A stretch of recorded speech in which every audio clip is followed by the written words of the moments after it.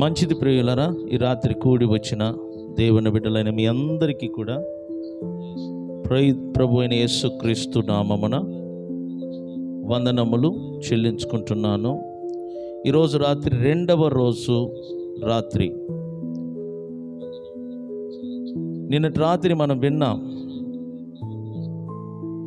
ప్రతిదినము ప్రభు సన్నిధికి రావటం మనకెంతో ఆశీర్వాదకరము. ఎందుకనగా ఇది అంత్యకాలము.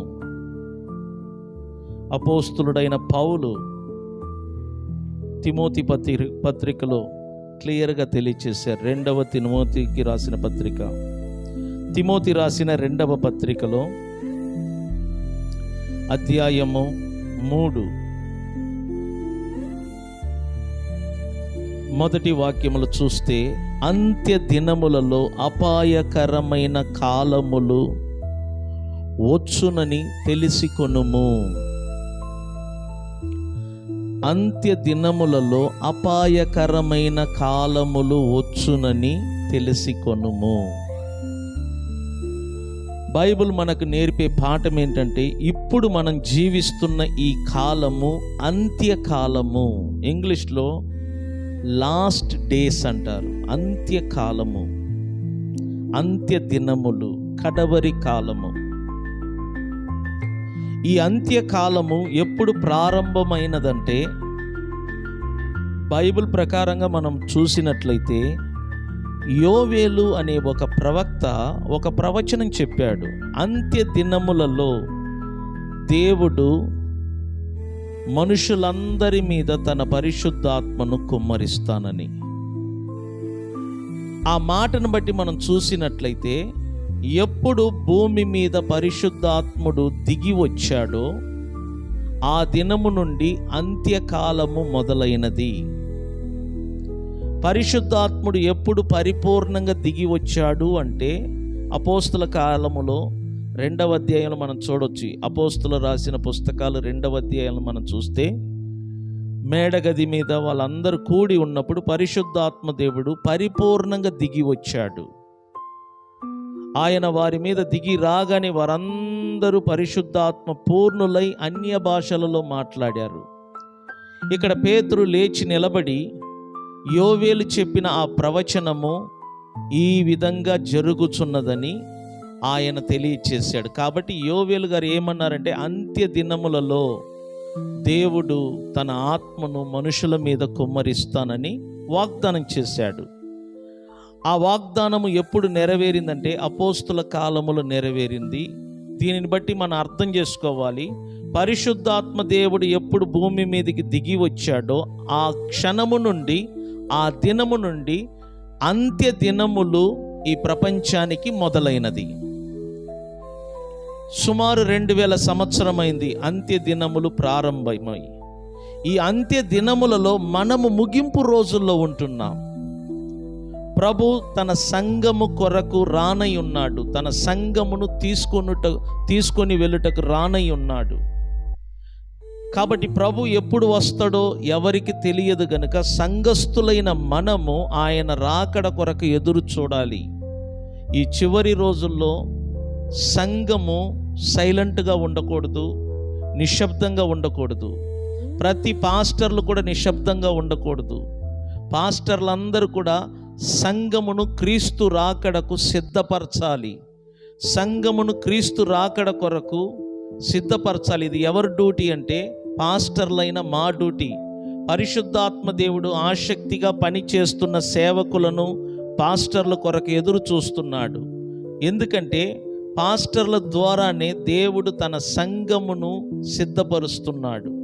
అందుకనే పాస్టర్లు ఏర్పాటు చేసిన కూటాలకు కానీ, ఉపవాస ప్రార్థనలకు కానీ విశ్వాసులు అర్థం చేసుకొని రావాలి. ఇది మన కొరకు, మనలను సిద్ధపరచటానికి దైవజనులు ఈ యొక్క ప్రార్థనలు పెడుతున్నారని గ్రహించి ప్రభు సన్నిధికి రావాలి. ఎందుకంటే ఎత్తబడితే మనం సురక్షితంగా ప్రభు దగ్గరికి వెళ్తాం, సదాకాలం ప్రభుతో ఉంటాం. కానీ విడవబడితే భక్తిహీనుల పరిపాలనలో మనం చిక్కుకుంటాం. అంత్యక్రీస్తు యొక్క పరిపాలన ప్రారంభమవుతుంది. ఆ అంత్యక్రీస్తు పరిపాలనలో ఉంటున్నప్పుడు విశ్వాసులుగా మనము సుఖముగా బ్రతకలేము, స్వేచ్ఛగా ప్రభువును ఆరాధించలేము. కాబట్టి అలాంటి పరిపాలన రానై ఉన్నది ఈ ప్రపంచానికి. అటువంటి పరిపాలనలో మనం ఉండకుండా అతడు రావటానికి ముందే, అనగా అంత్యక్రీస్తు రావటానికి ముందే సంఘముతో పాటు మనం ఎత్తబడాలి. అలా ఎత్తబడాలంటే సంఘములో ఉండి క్రీస్తు రాకడ కొరకు ప్రతి విశ్వాసి ఎదురు చూడాలి, ప్రతి విశ్వాసి సిద్ధపడుతూ ఉండాలి. ఎందుకంటే ఇది అంత్య దినములు. ఇటువంటి అంత్య దినములలో అపాయకరమైన కాలములు వచ్చునని తెలుసుకొనుము. ఈ అపాయకరమైన కాలములు మనుషుల వలన వచ్చునని మనం తెలుసుకోవాలి. ఎందుకంటే మనుషులు స్వార్థ ప్రియులుగాను, ధనాపేక్షకులుగాను, బింకములాడువారుగాను, అహంకారులుగాను, దూషకులుగాను, తల్లిదండ్రులకు అవిధేయులుగాను, కృతజ్ఞత లేనివారుగాను, అపవిత్రులు. అర్థం చేసుకోండి, ఈ చివరి రోజుల్లో అపవిత్రులు విస్తారంగా పెరిగిపోతారు. గుర్తుపెట్టుకోండి, తల్లిదండ్రులకు అవిధేయులు మాత్రమే కాదు, అపవిత్రులు కూడా విస్తారంగా పెరిగిపోతారు. ఈరోజు నేను ఒక వీడియో చూసి షాక్ అయ్యాను. మన ప్రక్కన రాష్ట్రమైన కర్ణాటకలో జరిగిన ఒక సంఘటన అది. కర్ణాటక రాష్ట్రములో ధర్మస్థల అని ఒక పవిత్ర యాత్రకి వెళ్ళే స్థలం ఉంది. అక్కడ భారతదేశంలో ఉన్న అందరూ కూడా ఆ స్థలానికి వెళ్ళి వారి వారి దేవుణ్ణి స్మరిస్తారట. ధర్మస్థల కర్ణాటకలో ఉన్న స్థలం అది. అది ఈ 2-3 రోజుల్లో ఒక మర్మము, ఒక రహస్యము బయటికి వచ్చింది. ఏంటంటే ఆ ధర్మస్థల అనే యాత్ర, ఆ స్థలము చుట్టూ 100 కొలది ఆడపిల్లల శవాలు బూడ్చబడి ఉంది. ఆ ధర్మస్థల అనే స్థలములో ఒక శానిటైజర్గా ఒక వ్యక్తి పని చేస్తున్నాడట. అతడు దరిదాపు 100 శవాలు బూడ్చాడు. కొన్ని వీడియో ఛానల్స్ ఏమో 100 నుండి 1000 మంది ఉండవచ్చు, లేక 100 నుండి 500 మంది శవాలు ఉండవచ్చు. ఇది 2014 సంవత్సరానికి ముందు జరిగిన ఒక సంఘటన ఇది. ఇతడు ఒక్కడే కొన్ని 100 శవాలను బూడ్చివేశాడు. ఈ శవాలన్నీ కూడా ఆడపిల్లలు, ఆడవాళ్ళు శవాలు. అతనికి ఏమైందో పాప భీతి కలిగి తనంతట తాను ముందుకొచ్చి తాను చేసిన తప్పును బయటపెట్టాడు. అది నిజమా కాదని పరీక్షిస్తే అతడు చెప్పినట్లుగా ఎక్కడెక్కడ ఎన్ని శవాలు బూడ్చాను కరెక్ట్గా ఆ అస్థపింజరాన్ని బయటికి తీస్తున్నారు. ఎక్కడ బూడ్చారు, ఇక్కడ 100 శవాలు, అక్కడ శవాలు, ఇక్కడ శవాలు, క్లియర్గా చెప్తున్నాడు. అక్కడ తవ్వుతుంటే బయట వస్తున్నాయి. సో అతడు చెప్పినది అబద్ధము కాదు, అతడు చెప్పింది నిజమని రుజువు అయింది. ఇప్పుడు అనుమానం ఏంటంటే 100 కాదు, 100 కంటే ఎక్కువ, 500 మంది ఉండొచ్చు, 1000 మంది ఉండవచ్చు. అప్పుడు ఈరోజు ఒక స్త్రీ ముందుకు వచ్చిందంట. తన కుమార్తె డాక్టర్ చదువుతుందంట.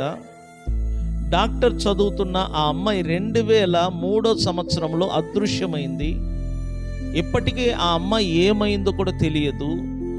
తాను చదివినది డాక్టర్.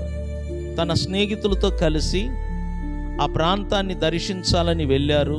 ఎందుకంటే అది ఒక ఆధ్యాత్మికమైన స్థలం, అది ధర్మస్థల. అక్కడికి వెళ్ళిన అమ్మాయి అక్కడే కనబడలేదు, అదృశ్యమైనది. మరి ఇప్పుడు ఆమెకు అనుమానం ఏంటంటే ఆ పాప యొక్క శవం కూడా బహుశా ఇందులో ఉండవచ్చు. నా బిడ్డ శవాన్ని కనులారా చూడలేకపోయాను, కనీసం అస్థపింజరైనా నేను చూడగలనా, తవ్వి చూపించండి ఆమె ఏడుస్తుంది. ఇవన్నీ మనకు చూస్తుంటే ఈ దినములు ఎంత భయంకరమైన రోజులో అర్థం చేసుకోండి. నా చిన్ననాటి సమయంలో తమిళనాడులో ఒక సంఘటన జరిగింది. 1986 ఆ టైంలో నాకు బాగా గుర్తు. తమిళనాడులో శంకర్ అని ఒక వ్యక్తి సడన్గా గొప్పగా మారు. అతడు ఒక సాధారణమైన ఆటో డ్రైవర్.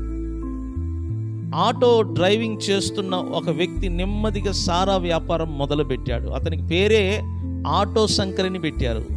తమిళనాడులో ఒకప్పుడు ఆటో శంకర్ అని పలికితేనే గడగడ వణికేది, అంత భయంకరమైన వ్యక్తి.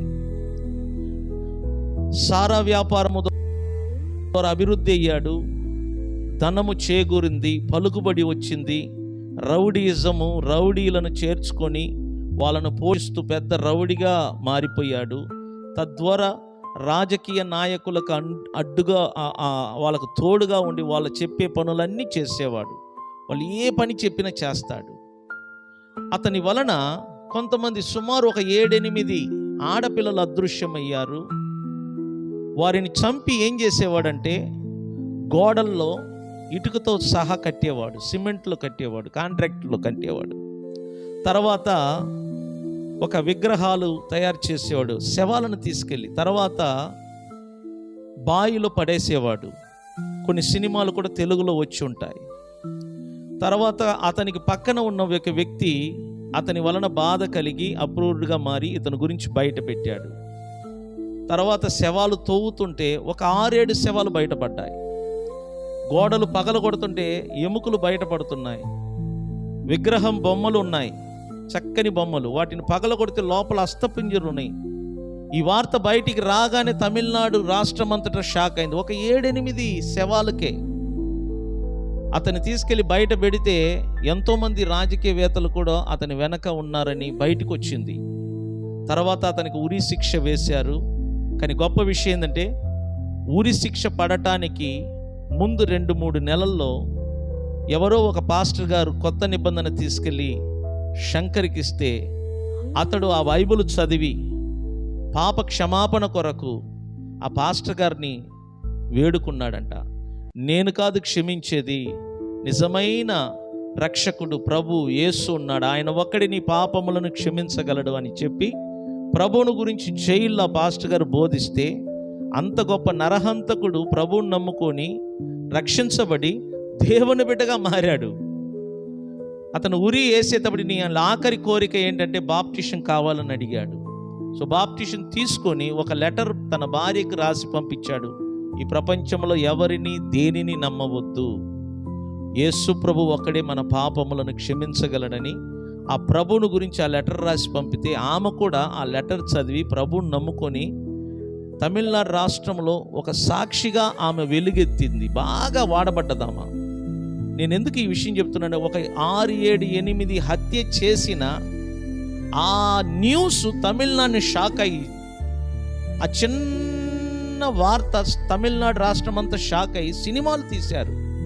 మరి ఈరోజు నేను చూస్తున్న ఈ వీడియోలో చూస్తున్న ఈ వార్తలు 6-7 హత్యలు కాదు, 100ల కొలది. ఏదో దోమలను చంపినట్లుగా, గొంగలి పురుగులను చంపినట్లుగా మనుషులను చంపారు, ఆడపిల్లలను చంపారు. వీళ్ళందరూ ఎవరు? చదువుకున్న ఆడపిల్లలు.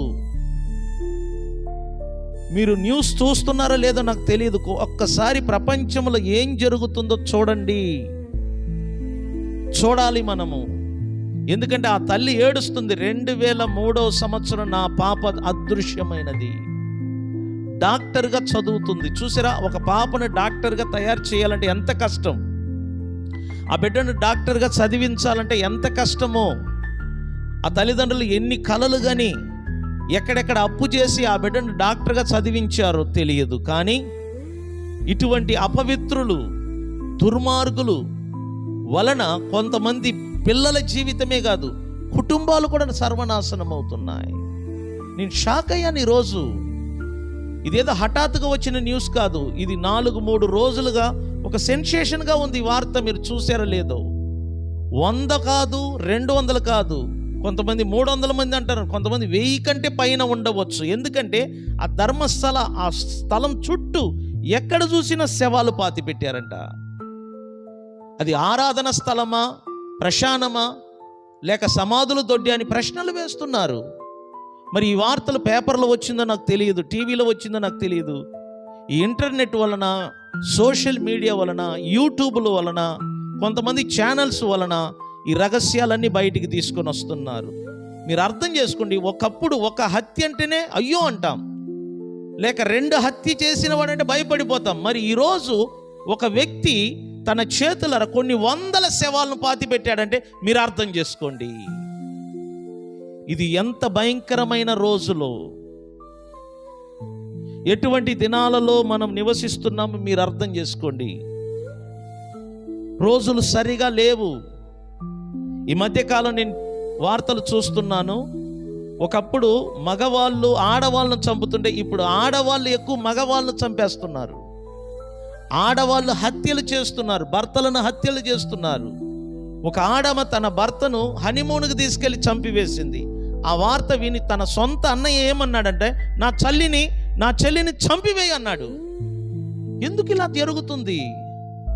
పౌలు ముందే చెప్పాడు పరిశుద్ధాత్మ ద్వారా, అంత్య దినములలో అపాయకరమైన కాలము వచ్చును. నిజంగా ఇది అపాయకరమైన ఒక కాలం, ఇది భయంకరమైన రోజులు. నేను చెప్తున్నాను, ఇది మోసకరమైన రోజులు. మీరు బైబిల్ చదివి చూడు, మనుషులు ఎలాంటి వారు? స్వార్థ ప్రియులు, ధనాపేక్షకులు, బింకములాడువారు, అహంకారులు, దూషకులు, తల్లిదండ్రులకు అవిధేయులు, కృతజ్ఞత లేనివారు, అపవిత్రులు. ఈ హత్యలన్నీ చేయువారందరూ అపవిత్రులు. అపవిత్రమైన కార్యాలు, కామం. వీడు ఎందుకు ఒప్పుకున్నాడు తెలిసిన తన తప్పును? తన ఇంట్లో ఉన్న ఒక అమ్మాయిని కూడా చంపారంటే ఎవరు? అప్పుడు వాడికి జ్ఞానం కలిగింది. చూసారా, ఇతరులకు ద్రోహం చేసినప్పుడు, ఇతరులను చంపినప్పుడు వాడికి ఏమనిపిలా? తన ఇంట్లో ఒక అమ్మాయికి అదే చావు, అదే హత్య. ఆ పాపను కూడా అలాగనే రేప్ చేసి చంపారంట. అది తెలుసుకొని ఇక లాభము లేదు, నా బిడ్డకు జరిగినప్పుడు నేనెందుకు బయట పెట్టకూడదని మొత్తాన్ని బయట పెడుతున్నాడు. ఇప్పుడు దీని వెనకాల ఎవరెవరున్నారో తెలియదు. వీటన్నిటినీ మరుగు చేస్తున్నారు తప్ప బట్టబయలు చేయట్లేదు. నేను చెప్తున్నాను, రోజులు మంచివి కాదు. సంఘానికి వస్తున్న దేవుని బిడ్డలారా, నేను చెప్పే మాటలు అర్థం చేసుకుంటే ఇది చివరి రోజులు, అంత్య దినములలో ఉంటున్నాం. మనం మంచిగా ఉండవచ్చు కానీ మన చుట్టూ ఉన్న మనుషులు మంచి వాళ్ళు అనుకోలేము. ఎవరిలో ఎలాంటి క్రూర మృగము వంటి స్వభావం ఉందో తెలియదు, ఎవరిలో అపవిత్రత ఉందో తెలియదు. దేవునికి విరోధమైన గుణలక్షణాలు కలిగిన వారు ఎవరో మనం కనిపెట్టలేము. ఇటువంటి దినాలలో పౌలు చెప్పినట్లుగా ప్రతి మనుషుల కొరకు మనము ప్రార్థన చెయ్యాలి.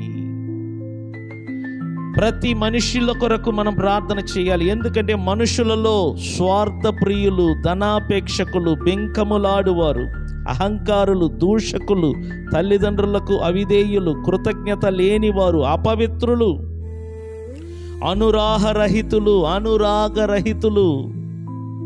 అతి ద్వేషులు, అపవాదకులు, అజితేంద్రియులు, క్రూరులు. నేను ఒక మాట చెప్పానా? సౌజన్య అని ఒక పాప మిస్ అయింది, 17 సంవత్సరం పాప. ఆ పాప ఆ ప్రాంతానికి పోయిన తర్వాత అదృశ్యమైందంట. ఏమైందో తెలియట్లేదు. ఆ పాపం రేప్ చేసి ప్రైవేట్ పార్ట్లో 6 అంగుళాలు ఇసుక పోసారంట. ఎంత క్రూరులు! మీకు అర్థమైందో లేదో?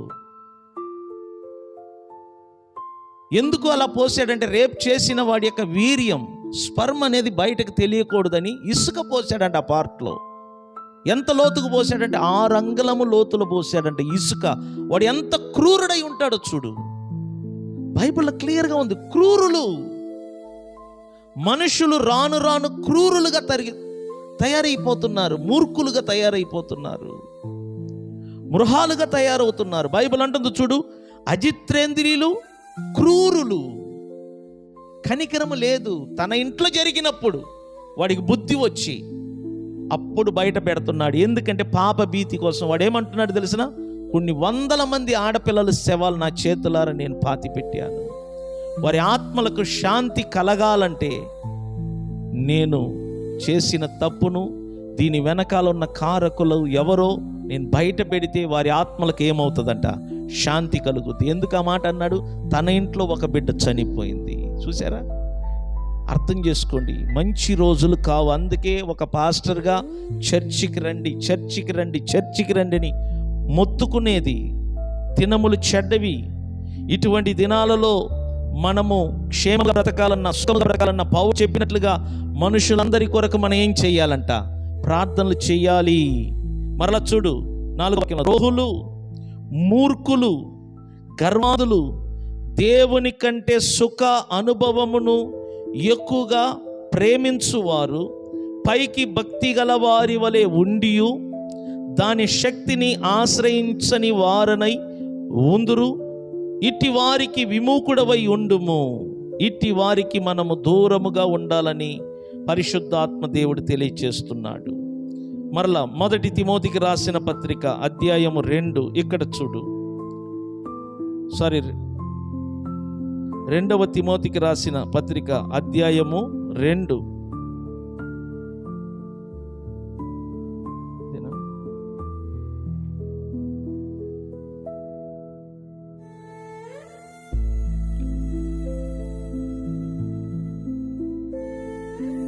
మొదటి తిమోతికి రాసిన పత్రిక అధ్యాయం 2లో చూడు. మనము సంపూర్ణ భక్తియు మాన్యతయు కలిగి, ఏంటంటే చెప్పండి, మనము సంపూర్ణ భక్తియు మాన్యతయు కలిగి ఎలా బ్రతకటానికి? నెమ్మదిగాను సుఖముగా బ్రతుకు నిమిత్తం. చూడండి, ఈ అంత్య దినములలో మనము నెమ్మదిగా సుఖముగా బ్రతకాలి అంటే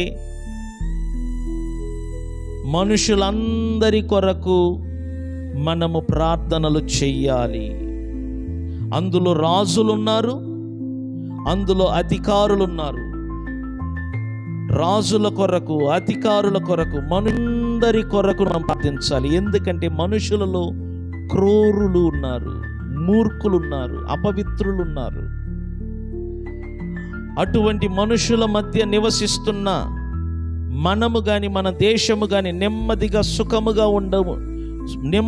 సుఖముగాను బ్రతకాలి అంటే ఖచ్చితంగా ప్రార్థన చెయ్యాలి. మనం చేస్తున్న ప్రార్థన దేశంలో ఒక మార్పును తీసుకొని వస్తుంది. మనం చేస్తున్న ప్రార్థన రాష్ట్రములో మార్పును తీసుకొని వస్తుంది.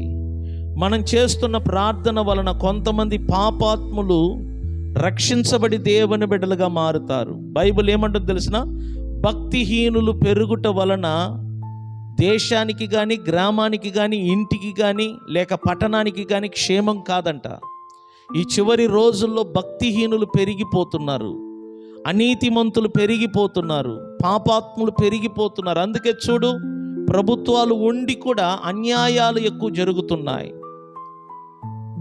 ఎవరు కూడా ఏమి చేయలేకపోతున్నారు. ప్రజల్లో భయం అనేది తగ్గిపోతుంది. కారణం ఏంటంటే క్రూరత్వం పెరిగిపోతుంది, అక్రమం పెరిగిపోతుంది. బైబిల్ ఉంది కదా, అక్రమము విస్తరించుట వలన అందరి ప్రేమ చల్లారిపోతుందంట. ప్రభు చెప్పాడు, ఈ చివరి రోజుల్లో ఎక్కడ చూసినా అక్రమము విస్తరించిపోతుంది, ప్రేమ చల్లారిపోతుంది.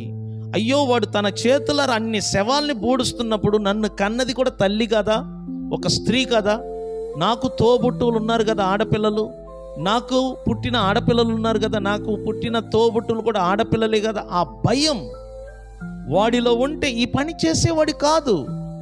మరి ఇప్పుడు ఎందుకు ఈ విషయాలని బయట పెడుతున్నావు అంటే, అప్పుడు నిజాన్ని ఒప్పుకున్నాడు, నా ఇంటిలో పుట్టిన బిడ్డ కూడా ఇలాగనే చేశారు, ఇక నేను లాభం లేదు, దీనిని బయట పెట్టకపోతే లాభం లేదు. వీడు 2014 అదృశ్యమయ్యాడంట, ఇప్పుడు బయటికి వచ్చాడు. అంటే 11 సంవత్సరం తర్వాత ఎక్కడున్నావు?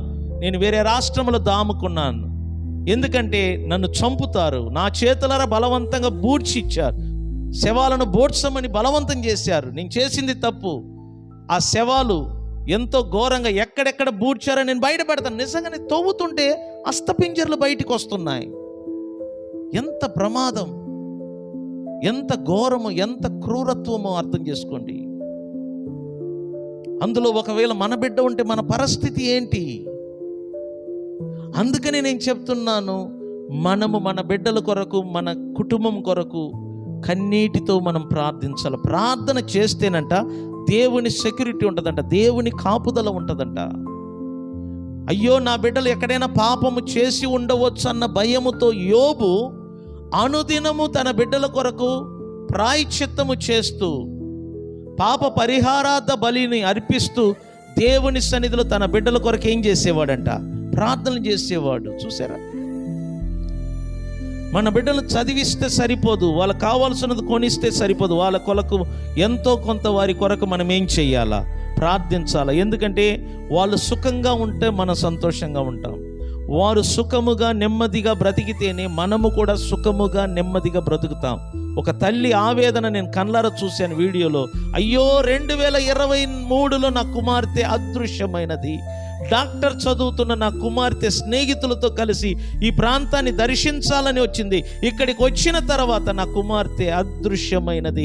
ఇప్పటికీ తను ఏమైందో తెలియదు. ఈ వార్త రాగానే ఆమెకు అనుమానం వచ్చింది, ఆ శవములో నా కుమార్తె కూడా ఉండవచ్చు కదా. అయ్యో శవాన్ని చూడలేకపోయాను, అట్లీస్ట్ తవ్వితే ఆ ఎముకలైనా నేను చూసుకుంటానని ఆ తల్లి ఆవేదన భయంకరంగా ఉంది.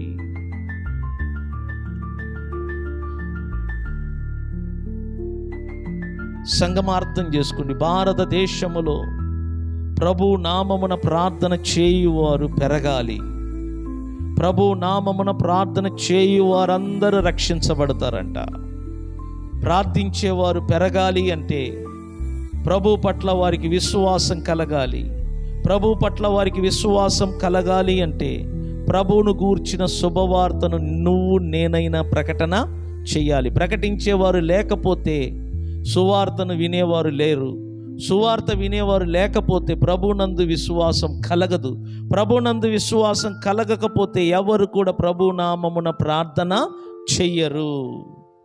ప్రభు నామమున ప్రార్థన చేయుట వలనే రక్షణ కలుగుతుంది. మన భారతదేశానికి రక్షణ కలగాలి అంటే భారతీయులందరూ ప్రభు నామమున ప్రార్థన చేయువారుగా మారాలి. అలా మారాలంటే దేవుని బిడ్డలైన మనము భారతదేశంలో ఉన్న ప్రతి పౌరునికి యేసుక్రీస్తును గురించి ప్రకటన చెయ్యాలి. ఇది అంత్య దినములు, చివరి రోజుల్లో ఉంటున్నాము. దేవుని బిడ్డలారా, లైవ్లో చూస్తున్న దేవుని బిడ్డలారా, సీరియస్గా నేను చెప్తున్నాను, మనము అంత్య దినములలో ఉంటున్నాం, చివరి రోజుల్లో ఉంటున్నాం.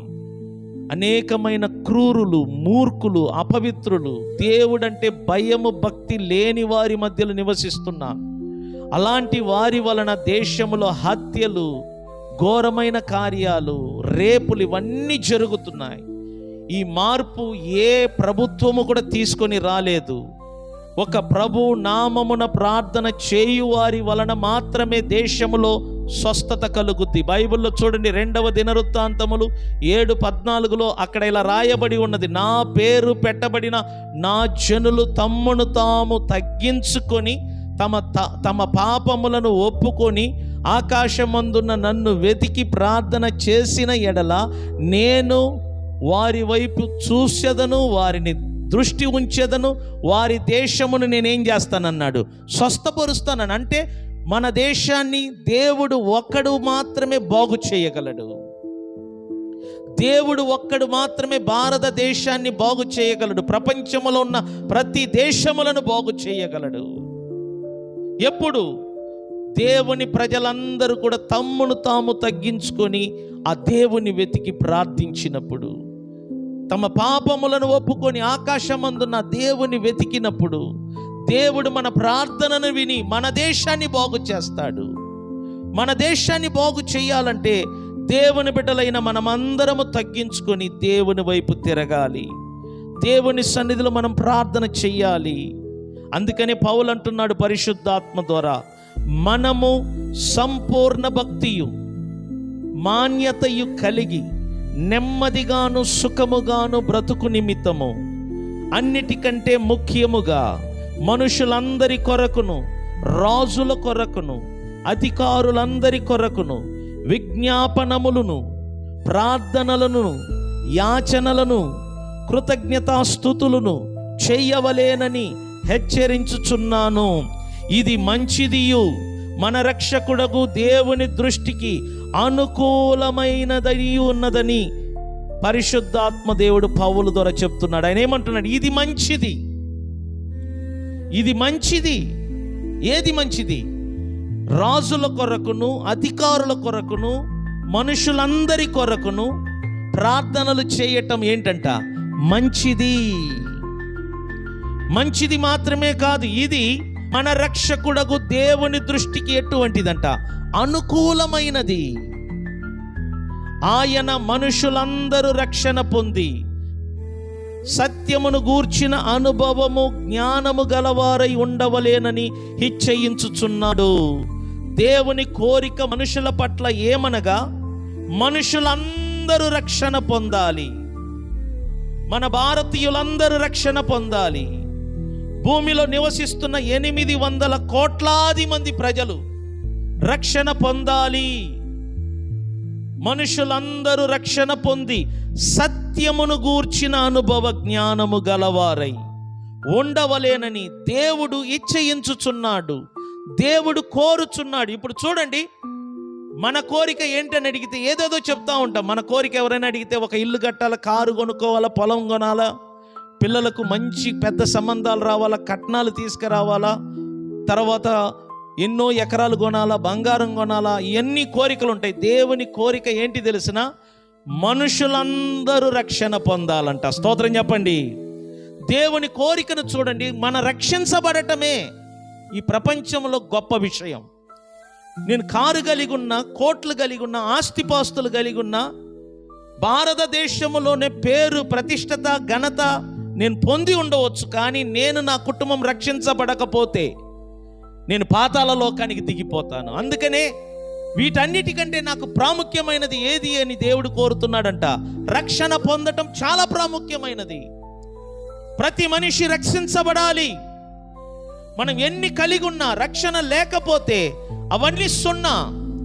రక్షణ ఇంపార్టెంట్. రక్షణ పొంది ఉండాలి. రక్షణ పొందటం అంటే ఏంటి తెలిసినా? నువ్వు ఆత్మలో మరలా బ్రతకటం. ఆదాము చేసిన పాపము వలన మానవులందరూ ఆత్మలో చనిపోయి ఉన్నారు. మానవులందరూ ఆత్మలో జీవమును కోల్పోయి ఉన్నారు. దేవునితో సహవాసమును పోగొట్టుకున్నారు. దేవునితో డిస్కనెక్షన్లో ఉన్నారు. దేవునికి మానవునికి మధ్య ఎడబాటు వచ్చింది. అందువలన మానవుని ఆత్మ సచ్చిన స్థితిలో ఉంది. జీవము లేకుండా పడిపోయి ఉంది. కాబట్టి వాడు రక్షణ పొందాలి. వాడు రక్షణ పొందాలంటే ప్రభు అయిన యేసుక్రీస్తునందు విశ్వాసం ఉంచాలి. పౌలు చెప్పినట్లుగా ప్రభు మృతులలో నుండి లేపాడని హృదయములో విశ్వసించి నోటితో ఒప్పుకున్నప్పుడు ఒక మానవుడు రక్షించబడుతున్నాడు. ఒక జైలర్ అడుగుతున్నారు, అయ్యల్లారా మేము రక్షించబడాలంటే మేమేం చెయ్యాలి? పౌలు శీల ఆ జైలర్కి ఇచ్చిన సమాధానం, నీవును నీ ఇంటి వారును రక్షించబడాలంటే ప్రభు అయిన యేసుక్రీస్తునందు నీవును నీ ఇంటి వారందరూ విశ్వాసం ఉంచుడి. అప్పుడు నీవును నీ ఇంటి వారు ఏమవుతారంట? రక్షించబడతారు. ప్రభువునందు విశ్వాసం ఉంచుట వలన మాత్రమే మానవులు రక్షించబడతారు. ఎవరు ప్రభువునందు విశ్వాసం ఉంచుతారో వారి ఆత్మ మరల బ్రతుకుతుంది. వారి ఆత్మ మరల జీవాన్ని పొందుకొని క్రీస్తుతో పాటు బ్రతుకుతుంది, క్రీస్తుతో పాటు జీవిస్తుంది. దానినే నిజమైన రక్షణ అంటారు. వాడు రక్షించబడిన తర్వాత ఈ భూమిలో ఉన్న ఆస్తిపాస్తులు కలిగి ఉన్న తప్పు లేదు.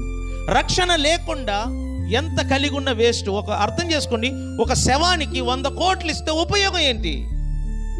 ఒక శవానికి 1000 కోట్లు రాసి ఇచ్చామనుకో, అది ఏం చేయగలదు? అది ఉలకదు, పలకదు, పని చెయ్యదు.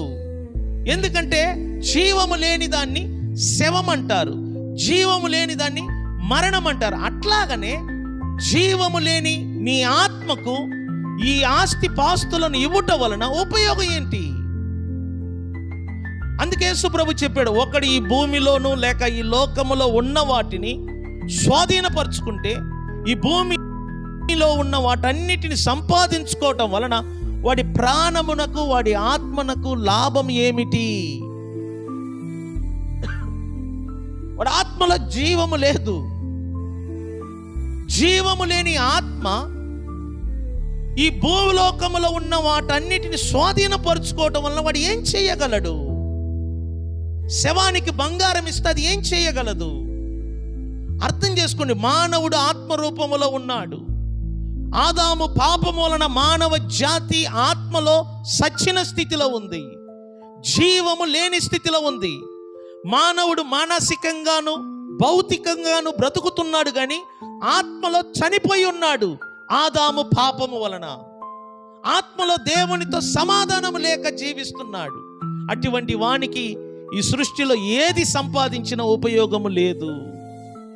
మరి వాడు దేవునితో సమాధాన పడాలి అంటే, వాడు దేవునితో ఏకమవ్వాలి అంటే, వాడి ఆత్మ మరల బ్రతకాలి, వాడి ఆత్మ జీవము పొందాలి అంటే వాడు ప్రభు అయిన యేసుక్రీస్తునందు విశ్వాసం ఉంచాలి. ఎందుకనగా ఆ ప్రభు వలన మనకు నిత్య జీవము కలుగుతుంది. మనకు నిత్య జీవము సమృద్ధిగా కలుగుటకే ప్రభు మన కొరకు ప్రాణం పెట్టాడు. మన కొరకు చనిపోయి సమాధి చేయబడి జీవమిచ్చు ఆత్మగా తిరిగి లేచాడు. ఎవరెవరు పునరుద్ధానుడిగా తిరిగి లేచిన క్రీస్తునందు విశ్వాసం ఉంచుతారో వారందరూ రక్షించబడతారు. దేవుడు ప్రతి మనిషి రక్షించబడాలని కోరుతున్నాడు. నీ పిల్లలు రక్షించబడ్డారా? నీ కుటుంబ సభ్యులు రక్షించబడ్డారా? నీ తోబుట్టువులు, నీ రక్త సంబంధులు రక్షించబడ్డారా? రక్షణ అనుభవములో వారు ఉన్నారా? రక్షణ పొంది సత్యమును గూర్చిన అనుభవము, జ్ఞానము గలవారై ఉన్నారా లేదా? ఒకసారి పరీక్షించు.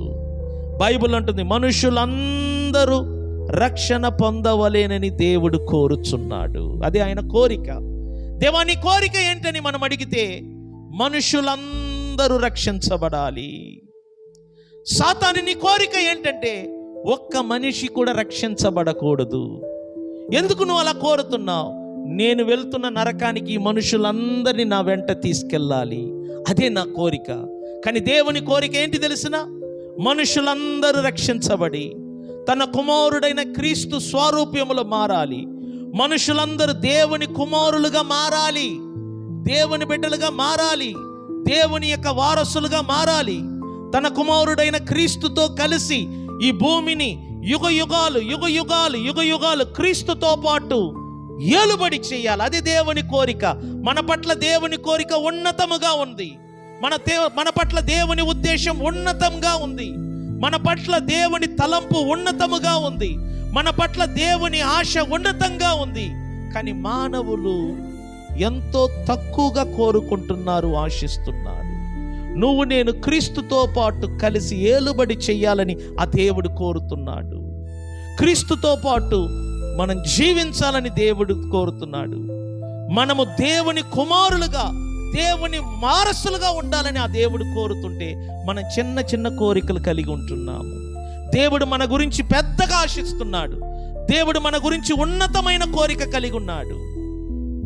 కానీ మన కోరికలు మన గురించి చాలా తక్కువ, చిన్నది, ఇహలోక సంబంధమైన కోరికలు. అది మనతో రాదు. నేను ఎప్పటికీ చెప్తున్నాను, ఈ వాచి కూడా నాతో రాదు నేను చనిపోతే. నేను వేసుకుంటున్న కళ్ళద్దాలు నాతో రాదు నేను చనిపోతే. ఈ ప్రపంచంలో ఏది నాతో రాదు. నాతో వచ్చేది ఒకటే, నా ఆత్మ, నా ప్రాణం. నా మనసు నూతన పరచబడిన తర్వాత నేను ఎవరో తెలుసుకొని దేవుని యొద్దకు వెళ్ళి దేవుని ఎదుట నేను సంతోషంగా జీవించగలను. నా శరీరం నాతో రాదు. ఈ ప్రపంచంలో ఉన్నది ఏది నాతో రాదు. నేను నేర్చుకున్న పాఠం చెప్తున్నాను. కాబట్టి మన మనసు, మనం చనిపోయే లోపు మన మనసు నూతన పరచబడాలి. ఎందుకంటే మన మనసులో పాత ఆలోచనలు, పాత తలంపులు, మనం పుట్టినప్పటి నుంచి ఈరోజు వరకు మనం నేర్చుకున్న మాటలు, మనం నేర్చుకున్న పాఠాలు, మనం చూసిన దృశ్యాలు, మనం పాటిస్తున్న అలవాట్లన్నీ మన మైండ్లో స్టోరేజ్ అయ్యి ఉన్నది. వాటిని మనము వాక్యము చేత డెలీట్ చేసి మనం దేవుని వాక్యము చేత నింపబడాలి. మనం దేవుని బిడ్డలము, మనం దేవుని కుమారులము, మనం దేవుని వారసులము, క్రీస్తుకు తోటి వారసులం అంట. స్తోత్రం చెబుదామా? క్రీస్తుతో పాటు మనం ఈ భూమిని ఏలుబడి చేయబోతున్నాం. మనము నీతిమంతులము, మనము పరిశుద్ధులము. కానీ మన పాత ఆలోచన ఏంటి తెలిసిన? మన మనసులో నిండి ఉన్న పాత జ్ఞాపకాలు ఏంటి తెలిసిన? నేను పాపిని, నేను పురుగును ప్రభువా, నన్ను క్షమించు. మనం ఎప్పుడైనా ప్రార్థనలో వాడే పదం నేను పాపిని. కానీ బైబిల్ ఏమంటుంది? ఎవడైనను క్రీస్తునందు ఉన్న ఎడల వాడు నూతన సృష్టి. ఆయన నామమున పరిశుద్ధాత్మ ద్వారా మనము పరిశుద్ధపరచబడ్డాం. మనం పరిశుద్ధులుగా పిలువబడుతున్నాం. ఇది దేవుని వాక్యం మనకు నేర్పిస్తున్న నూతన నిబంధన బోధ. కానీ మన మనసులో పాపులమని ఉంది, కానీ మనం పరిశుద్ధులము అని నమ్మలేకపోతున్నాం. కారణం ఏంటంటే పాత తలంపులు, పాత జ్ఞాపకాలు నీ బుర్రను పాడు చేస్తున్నాయి. దేవుని వాక్యము చేత వాటిని తొలగించి నేను నీతిమంతుడను, నేను నీతిమంతురాలను, నేను పరిశుద్ధుడను, నేను పరిశుద్ధురాలను, క్రీస్తు రక్తము నా ప్రతి పాపము నుండి నన్ను కడిగి పరిశుద్ధపరిచినది, నేను దేవుని బిడ్డను, నేను దేవుని కుమారుడను, నేను దేవుని యొక్క వారసుడను. ధైర్యంగా మాట్లాడాలి. నీ పాత జ్ఞాపకాలు వలన సాతాను నిన్ను శోధిస్తాడు. నీ మనసులో పాత జ్ఞాపకాలు ఉన్నంత వరకు సాతాను నిన్ను ఇబ్బంది పెడతాడు, శోధిస్తాడు. అదే నీ మనసులో ఉన్న పాత జ్ఞాపకాలను తీసివేసి నూతనమైన బోధనలు, నూతనమైన ఆలోచనలు నువ్వు నింపావనుకో, నీ మైండ్ సెట్ పూర్తిగా మారిందనుకో, సాతాను నీ జోలికి రాడు. సాతాను ఎవరిని శోధిస్తాడంటే పాత జ్ఞాపకాలతో నిండిన వారిని మాత్రమే శోధిస్తాడు.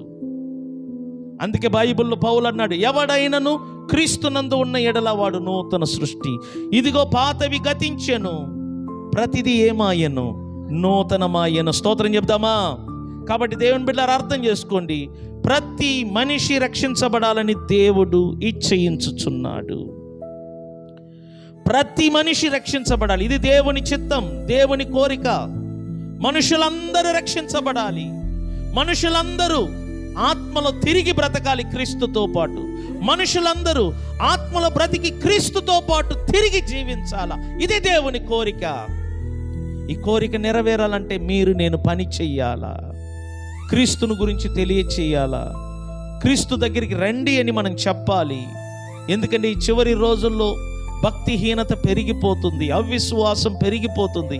ప్రభు దగ్గరికి రావటానికి ప్రజలు ఇష్టపడట్లేదు, ప్రార్థనకు రమ్మంటే ప్రజలు ఇష్టపడట్లేదు. ఎందుకంటే లోకాశలో మునిగి తేలుతున్నారు ఈ ప్రపంచమంతటా. ఇటువంటి ఘోరమైన ప్రమాదాలు జరిగినప్పుడే తల్లిదండ్రులు కూడా దేవుని మీద భయము పెరిగి పరుగులెత్తుతున్నారు తప్ప, అది రాకముందే దేవుని సన్నిధికి వస్తే మనకి ఎంత సెక్యూరిటీ ఉంటుంది, ఎంత కాపుదల ఉంటుంది.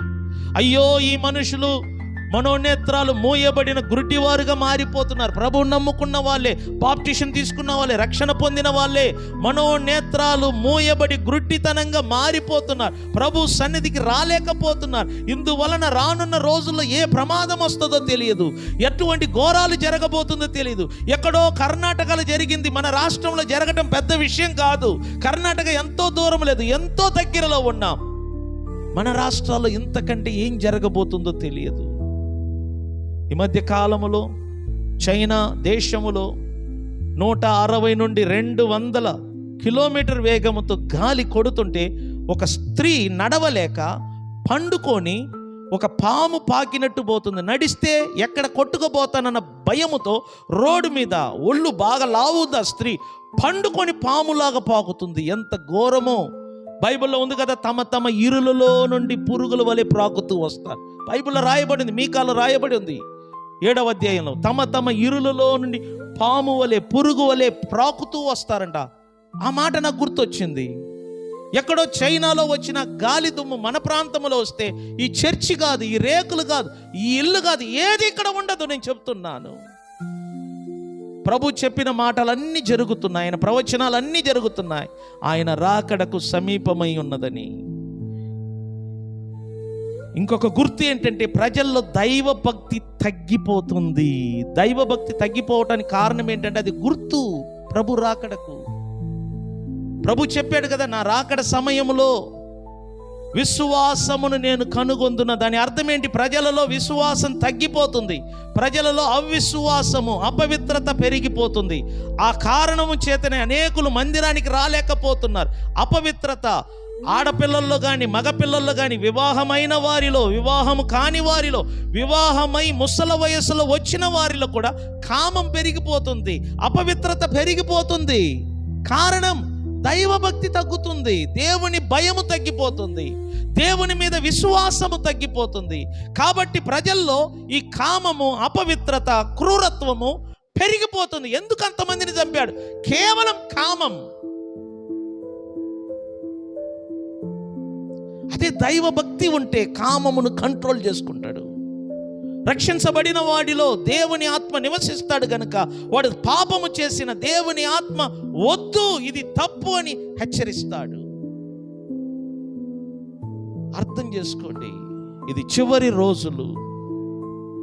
మనుషుల కొరకు మనం ప్రార్థన చేయడం మాత్రమే కాదు, మనుషులందరూ రక్షించబడాలని మనము కూడా కోరుకోవాలి. ఇది దేవుని కోరిక. మనుషులందరూ రక్షించబడాలని మనం కూడా ప్రార్థించాలి. ఎక్కడ దేవుని బిడ్డలు ప్రార్థిస్తారో అక్కడ పరిశుద్ధాత్మ దేవుడు పని చేస్తాడు. పరిశుద్ధాత్మ దేవుడు పని చెయ్యాలంటే దేవుని బిడ్డలు ఏకాత్మగా మారి ఏక మనసు కలిగి ప్రార్థనలు చెయ్యాలి. ఇదిగో ఈ వారమంతటా ఈ ప్రార్థన కూడికలు ఏర్పాటు చేసి ఉన్నాం. ఈరోజు 2వ రోజు, ఇంకా 4 రోజులు ఉంది. అనేకులు రావాలి, ఈ సత్యమును తెలుసుకోవాలి, చుట్టుప్రక్కల జరుగుతున్న విషయాలు తెలుసుకొని భయముతో భక్తితో ప్రభు సన్నిధికి రావాలి. మన చుట్టూ ఉన్న పరిసర ప్రాంతంలో ఉన్న ప్రజలందరూ రక్షించబడాలంటే మనము బాధ్యత తీసుకొని వారి కొరకు ప్రార్థన చేయాలి. మీకు నేను సమయం ఇస్తున్నాను, లేచి నిలబడి కొద్ది క్షణం మనుషులందరూ రక్షించబడాలని స్వరమెత్తి మనం ప్రార్థన చేద్దాం. కొద్ది క్షణం. హల్లెలూయా, స్తోత్రములు తండ్రి, ప్రైజ్ ది లార్డ్. ప్రతి ఒక్కరు ప్రార్థన చేయండి. హల్లెలూయా, హల్లెలూయా, హల్లెలూయా, స్తోత్రం, స్తోత్రం, స్తోత్రం. మనుషులు రక్షణ పొందినట్లుగా మనం ప్రార్థన చేద్దాం. పరిశుద్ధాత్మ దేవుడు రక్షణ పొందని వారిని ఆకర్షించి క్రీస్తు వైపు త్రిప్పునట్లుగా, వారు పాప క్షమాపణ కొరకు క్రీస్తు యొద్దకు వచ్చినట్లుగా, వారి మనోనేత్రాలు తెరవబడినట్లుగా, క్రీస్తు శిలువ మీద చేసిన కార్యాలను వారు కనులర చూచున్నట్లుగా, వారు రక్షణ పొంది దేవుని రాజ్యమునకు వారసులుగా మారినట్లుగా దేవుని బిడ్డలైన మనము ప్రార్థన చేద్దాం. స్వరమెత్తి ప్రార్థన చేయండి. మీకు అధికారం ఉంది. యేసు నామమున ప్రార్థించినప్పుడు ప్రతి ఒక్కరు ప్రార్థన చేయండి. హల్లెలూయా, స్తోత్రములు తండ్రి. Praise the Lord, praise the Lord, praise the Lord, praise the Lord. Hallelujah, hallelujah, hallelujah, hallelujah. దేవానికే వందనాలు. స్తోత్రం, స్తోత్రం, స్తోత్రం, స్తోత్రం, స్తోత్రం. పరిశుద్ధుడా నీకే వందనాలు, స్తోత్రములు ప్రభువా. Hallelujah, hallelujah, hallelujah. Praise the Lord, praise the Lord, praise the Lord. స్తోత్రం, స్తోత్రం, స్తోత్రం. స్వరమెత్తి ప్రతి ఒక్కరు ప్రార్థన చేయండి. దేవుని బిడ్డలు ప్రార్థన చేయండి. హల్లెలూయా, స్తోత్రం, స్తోత్రం. Praise the Lord. దేవుని కోరికను ఈ రాత్రి మనం విని ఉన్నాం. ప్రతి మనిషి రక్షణ పొందాలి, ప్రతి మనిషి రక్షణ పొందాలి. వారు రక్షణ పొంది అనుభవ జ్ఞానము నడిపించబడాలి. ఇదే మనుషుల పట్ల దేవుని కోరిక. రక్షణ పొందని వారికి ఎవరైనా ఉన్నట్లయితే రక్షణ పొందండి. ప్రభునందు విశ్వాసం ఉంచి మీరు రక్షించబడండి. ప్రభు ఇదిగో త్వరగా రానై ఉన్నాడు. ప్రభు త్వరగా రానై ఉన్నాడు. నిన్ను నన్ను తీసుకొని వెళ్ళటకు రానై ఉన్నాడు. దేవుని బిడ్డలారా, మీరు రక్షించబడ్డారా? ఇంకా రక్షణ పొందకుండా ఉంటే యేసునందు విశ్వాసం ఉంచుడి. అప్పుడు నీవును నీ ఇంటి వారందరూ కూడా రక్షించబడతారని వాక్యములో రాయబడింది. ఇంకెందుకు ఆలస్యం? రండి యేసు సన్నిధిలో, యేసునందు విశ్వాసం ఉంచండి. ఆయన ద్వారా నేను రక్షించబడతావు. ఇట్టి రక్షణను పోగొట్టుకున్నట్లయితే మీరు ఎలా తప్పించుకొందురు? హల్లెలూయా, బాలారా షందరామమ. Praise the Lord. హల్లెలూయా. దేవానికే వందనాలు, స్తోత్రం. హల్లెలూయా, స్తోత్రములు తండ్రి. నీకే వందనములు, స్తోత్రములు. హల్లెలూయా, స్తోత్రం. Praise the Lord, praise the Lord, praise the Lord, praise the Lord. నీకే వందనాలు ప్రభువా. దేవుడి రాత్రి మాట్లాడి నీ మాటలను బట్టి మన 2 చేతులు పైకెత్తి దేవునికి స్తోత్రాలు చెల్లించి స్తుతించుదాం. స్వరమెత్తి స్తుతించండి. పరిశుద్ధాత్మ దేవుడు మన దేశంలోనే కాదు, భూమిలో అత్యధికంగా పని చేస్తున్నాడు. ఈ చివరి రోజుల్లో అనేక మంది రక్షించబడి దేవుని రాజ్యములోనికి వస్తున్నారు. అనేక మంది రక్షణ పొంది దేవుని రాజ్యములోనికి వస్తున్నారు. మన చుట్టూ పరిసర ప్రాంతంలో ఉన్నవారు రక్షణ పొంది దేవుని రాజ్యములోనికి వస్తున్నారు. అనేక మంది సంఘములోనికి వస్తున్నారు. ఈ సంఘము నానాటికి వర్ధిల్లుచున్నది. ఈ సంఘము నానాటికి విస్తరించుతున్నది. ఎందుకనగా పరిశుద్ధాత్మ దేవుడు తండ్రి కోరికను, కుమారుడైన క్రీస్తు కోరికను ఈ ప్రాంతములో నెరవేరుస్తున్నాడు. చేతుల పైకెత్తి స్తోత్రాలు చెల్లించండి ప్రతి ఒక్కరు. మీ కుటుంబంలో దేవుని కాపుదల కలగనట్లుగా, మీ పిల్లల చుట్టూ దేవుని సెక్యూరిటీ కలుగునట్లుగా, మీ రాకపోకలందు దేవుని కాపుదల కలుగునట్లుగా స్తోత్రాలు చెల్లించండి. హల్లెలూయా, స్తోత్రములు తండ్రి. Praise the Lord, praise the Lord, praise the Lord. Hallelujah, స్తోత్రము. ప్రార్థన చేసుకుందాం. తండ్రి నీకే వందనాలు, స్తోత్రములు. ప్రభువా, ఈ రాత్రి అనేకమైన విషయాలు వినుటకు మీరు కృపను చూపినందుకు స్తోత్రం. వచ్చిన నీ బిడ్డలను బట్టి నీకు వందనాలు. వారి కుటుంబం చుట్టూ నీ కాపుదల, రక్షణ, వారి పిల్లల చుట్టూ నీ కాపుదల రక్షణ, నీ బిడ్డలు బయటికి వెళ్తున్నప్పుడు వస్తున్నప్పుడు నీ కాపుదల రక్షణ దయచేయండి. క్రూరుల మధ్య, అపవిత్రుల మధ్య నివసిస్తున్నాం, భక్తిహీనుల మధ్య నివసిస్తున్నాం. మీరు మాకు తోడుగా ఉండండి ప్రభువా. ఇదిగో ఎంతమంది ఆడపిల్లలు అన్యాయంగా చంపబడ్డారో మాకు తెలియదు. అయ్యో, ఇటువంటి ఘోరాలు భారతదేశంలో ఎక్కడ జరగకుండా, మరలా జరగకుండా నీ కనికరము ద్వారా దేశంలో ఒక మార్పును తీసుకురండి. నీతిమంతులు పెరుగుట వలన పట్టణమునకు క్షేమమని నీ వాక్యంలో రాయబడింది. కాబట్టి భారతదేశంలో ఉన్న వారందరూ కూడా నీ రక్తములో, క్రీస్తు రక్తములో కడగబడి నీతిమంతులుగా మారుటకు సహాయం చేయండి. తద్వారా మా భారతదేశానికి క్షేమము కలుగుతుంది ప్రభువా. సహాయము చేయండి. వచ్చిన బిడ్డలందరినీ జ్ఞాపకం చేసుకోండి ప్రభు. ఈరోజు ఎవరెవరు వచ్చారో వారందరూ 100 ఫలము పొందుదురు గాకని ప్రకటన చేస్తున్నాం. మరలా నీ సన్నిధికి రాని వారి గురించి ప్రార్థిస్తున్నాం. వారిలో భక్తిహీనతను తొలగించండి, అవిశ్వాసమును తొలగించండి, నీ ఎడల భక్తిని కలగ చేయండి. అయ్యో, దేవుని సన్నిధికి వెళ్ళాలన్న మనసును వారిలో పుట్టించండి ప్రభువా. అనేకులు రావుటకు సహాయం చేయండి. ఈరోజు ప్రారంభము నుండి ఇంతవరకు నడిపించావు.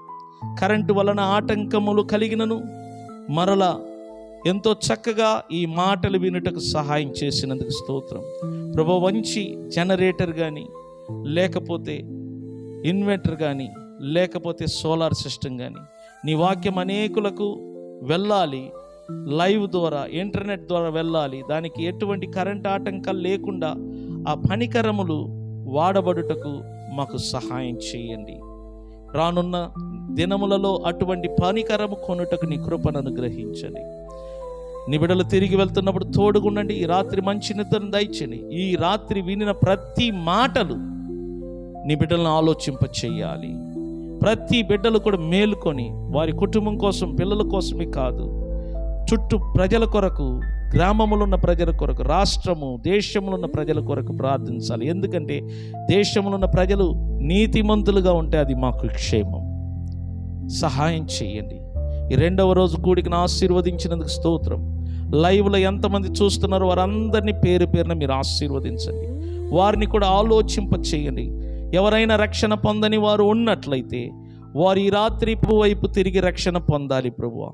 ఈ రాత్రి ఒక ఆత్మని నీ రాజ్యంలో వారసులుగా మారాలి.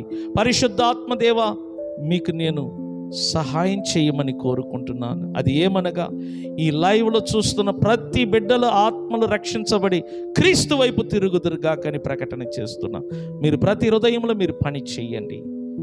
మరలా రేపు సాయంత్రము ఇదే సమయము ఈ ప్రార్థనలో కలుసుకున్నంత వరకు కూడి వచ్చిన మాకును, ఈ లైవ్లో చూస్తున్న ప్రతి ఒక్కరికి తోడై ఉండి నడిపించును గాకని ప్రకటిస్తూ నజరేయుడైన యేసు నామమున ప్రార్థన ద్వారా అడిగి వేడుకుంటున్నాము పరమ తండ్రి, ఆమేన్. మన తండ్రి అయిన దేవుని ప్రేమ, ప్రభు అయిన యేసుక్రీస్తు యొక్క కృప, పరిశుద్ధాత్మ అన్యోన్య సహవాసం కూడి వచ్చిన మనందరికీ తోడై ఉండి నడిపించును గాక.